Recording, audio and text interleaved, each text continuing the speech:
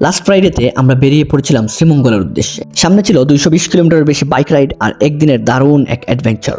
সকালের সুন্দর আবহাওয়ায় যাত্রা শুরু করে আমরা পৌঁছে যাই মোমিনচড়ায়। ট্রেনের আশা নিয়ে গিয়েছিলাম, কিন্তু দুর্ভাগ্যবশত কোনো ট্রেন পাইনি।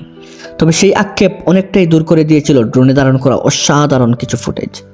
উপর থেকে মোমিনচড়ার সৌন্দর্য সত্যিই ছিল চোখ জুড়ানো। ট্রেন না পেলেও ড্রোনের ভিউগুলো ছিল নেক্সট লেভেলের। এরপর আমরা চলে যাই লাউয়াচড়ায়।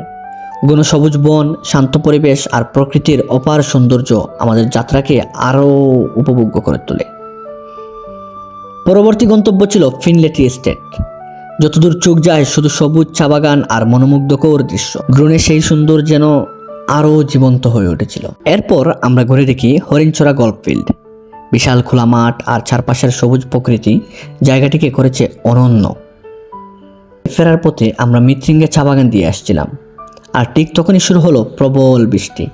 বৃষ্টি ভেজা রাস্তা আর দীর্ঘ বাইক রাইডের সেই মুহূর্তগুলোই হয়ে ওঠে পুরো ট্যুরের সবচেয়ে স্মরণীয় অংশ। সবচেয়ে মজার ব্যাপার হলো শ্রীমঙ্গলের পথে বৃষ্টি পেলেও সিলেটে ঢোকার পর আর বৃষ্টির দেখা পাইনি। সব মিলিয়ে 220 কিলোমিটারের বেশি বাইক রাইড আর অসাধারণ কিছু লোকেশন, দারুণ সব ড্রোন শট আর বৃষ্টি ভেজা ফেরার গল্প। একদিনের এই ট্যুরটা আমাদের জন্য হয়ে থাকবে অসাধারণ এক স্মৃতি।